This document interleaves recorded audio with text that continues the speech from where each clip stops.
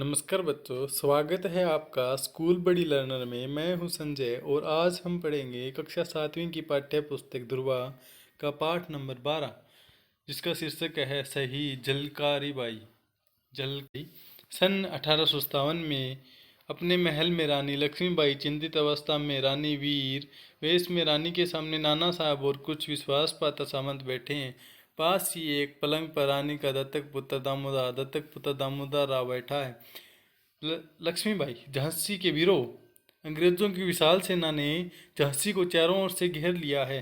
हमारी सेना के अनेक योद्धा वीरगति प्राप्त कर चुके हैं। कुछ सरदार अंग्रेजों से जा मिले हैं। अब हमारे सामने सिर्फ एक ही रास्ता बचा है कि हम किले का फाटक खोल दें और अंग्रेज सेना को युद्ध के लिए ललकारें। झांसी की रक्षा के लिए अपने प्राणों के बलिदान का अवसर आ गया है। सामंत, रानी माँ, झांसी पर अपने प्राण न्यौछावर करने के लिए हम हमेशा तैयार हैं। दामोदर राव की सुरक्षा का प्रबंध भी हम कर लेंगे, लेकिन जानबूझ अंग्रेजों की सेना का सामने जाकर प्राण देने में कोई समझदारी नहीं है। उचित तो यह होगा कि किसी तरह किले से सुरक्षित निकलकर हम फिर से सेना को संगठित करें। लक्ष्मीबाई, मैं आपकी योजना से सहमत हूँ, लेकिन अब इस अंग्रेज सेना का घेरा तोड़कर किले से बाहर निकल पाना आसान नहीं है। आप तो जानते ही हैं कि अंग्रेज के भेदिए महल के भीतर भी हैं। ये गद्दार हमारी छोटी छोटी बातें अंग्रेजों तक पहुंचा रहे हैं। ऐसी स्थिति में चूहे की तरह बिल में घुसे रहने से तो अच्छा है हम शेर की तरह शत्रु पर टूट पड़े।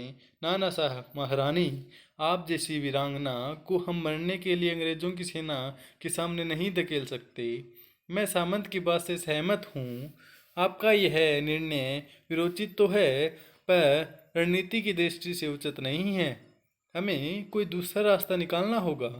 आपकी पराजय केवल रानी लक्ष्मीबाई की पराजय नहीं होगी, वह झांसी की पराजय होगी। यदि झांसी इतनी आसानी से पराजित हो गई तो पूरे भारत में चल रहा स्वाधीनता संग्राम ही खतरे में पड़ जाएगा। सबकी निगाहें आप पर टिकी है। एक दूत का प्रवेश। दूत, महारानी की जय हो। लक्ष्मीबाई, कहो दूत, क्या समाचार लाए हो? दूत, रानी माँ, समाचार शुभ नहीं है। अंग्रेजों की सेना का घेरा झांसी के चारों ओर बहुत कड़ा हो गया है। उन्होंने आपको जिंदा ही पकड़ने की ठान रखी है। लक्ष्मीबाई, दूत तुम जाओ, घटनाओं पर कड़ी निगाह रखो। दूत तेज कदमों के साथ चला जाता है। लक्ष्मीबाई, नाना साहब, मैं किसी भी हालात में अंग्रेजों की बंदी नहीं होना चाहती। मैं झांसी की रक्षा करते करते शहीद हो जाना पसंद करूंगी। आप आदेश दें। हम अंग्रेजों पर टूट पड़ना चाहते हैं। तभी नारी सेना की सेनापति जलकारी बाई का प्रवेश होता है। लक्ष्मीबाई की हमशक्ल। जलकारी बाई, महारानी की जय हो। लक्ष्मीबाई, आओ आओ जलकारी बाई, तुम ठीक समय पर आई हो। कहो, तुम्हारी सेना की क्या तैयारी है? जलकारी बाई, रानी रानी माँ, नारी सेना अगली पंक्तियों में लड़ने के लिए तैयार खड़ी है। बस आपके आदेश की प्रतीक्षा है। किंतु लक्ष्मीबाई, किंतु क्या? निसंकोच होकर कहो। जलकारी बाई, गुस्ताखी माफ हो रानी माँ। मुझे इस निर्णायक युद्ध के लिए आपके वस्त्र, पगड़ी और कलंगी चाहिए। लक्ष्मीबाई मुस्कुराकर, ठीक है जलकारी, तुम्हारी यह इच्छा अवश्य पूरी होगी। लक्ष्मीबाई कक्ष में जाती है और एक थाल लाकर जलकारी को देती है। जलकारी उन्हें झुककर प्रणाम करती है। जलकारी का प्रस्थान। लक्ष्मीबाई, देखा आपने, अब अधिक सोचने का समय नहीं है, मैदान में उतरने का समय है। नाना साहब कुछ कहना ही चाहते हैं, तभी जलकारी बाई रानी की वेशभूषा में सजकर प्रवेश करती हैं। सब लोग उसे देखकर आश्चर्य में पड़ जाते हैं। नाना साहब, अरे जलकारी बाई, तुम तो हूबहू लक्ष्मीबाई लग रही हो। जलकारी बाई, आप ठीक कह रहे हैं। मेरी रानी माँ का हमशक्ल होना शायद आज ही सार्थक हो सकता है। नाना साहब, जलकारी बाई, तुम्हारी योजना क्या है, यह तो बताओ जलकारी बाई। मेरी योजना यह है कि मैं अपनी सेना लेकर किले के मुख्य द्वार पर अंग्रेजों को उलझा कर रखूंगी। इससे उनका पूरा ध्यान मुझ पर बना रहेगा। वे रानी समझकर मुझे घेरने का प्रयत्न करते रहेंगे। इतने में रानी माँ दामोदर सहित अपने वीर सैनिकों को लेकर महल से दूर निकल जाएगी।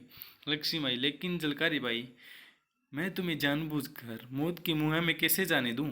झलकारी बाई, रानी माँ, आप ही ने तो हमें सिखाया है कि वीरांगनाएं मौत से नहीं डरती। हम प्राणों की बाजी लगाकर भी झांसी की रक्षा करेंगे। नाना साहब, झलकारी बाई ठीक कहती है महारानी। आप देर मत कीजिए। झलकारी बाई जैसा कहती है वैसा ही कीजिए। महारानी की जय हो, झांसी अमर रहे का जय घोष करते झलकारी बाई का प्रस्थान। लक्ष्मीबाई के वेश में झलकारी बाई अंग्रेजों की सेना पर टूट पड़ती है। अंग्रेजी सेना को काटती हुई झलकारी बाई आगे बढ़ती है। नारी सेना के शत्रुओं को काटते हुए युद्ध कर रही है। झलकारी बाई के शरीर पर अनेक घाव लगे हैं। वह निढाल है। यह देखकर जनरल अपने सैनिकों को हुक्म देता है, जनरल रोज, सैनिकों, झांसी की रानी को जिंदा पकड़ना है। चारों ओर से घेर लो इसे। अंग्रेजी सेना आगे बढ़ती है और निढाल झलकारी बाई को बंदी बना लेती है। जनरल, झांसी की रानी, तुम बहुत बहादुर हो। हम तुम्हारी बहादुरी को सलाम करते हैं, लेकिन अब तुम हमारी बंदी हो। झलकारी बाई, जनरल, झांसी की रानी को जिंदा पकड़ना तुम्हारे बूते की बात नहीं है। वह जीवित रहने का स्वतंत्र रहने तक स्वतंत्र ही रहेगी। रानी झांसी की जय। इतना कहकर झलकारी बाई बेहोश हो जाती है। जनरल रोज, क्या यह यहाँ कोई है जो इसे पहचानता हो? एक सैनिक वहाँ आता है और झलकारी को पहचान लेता है।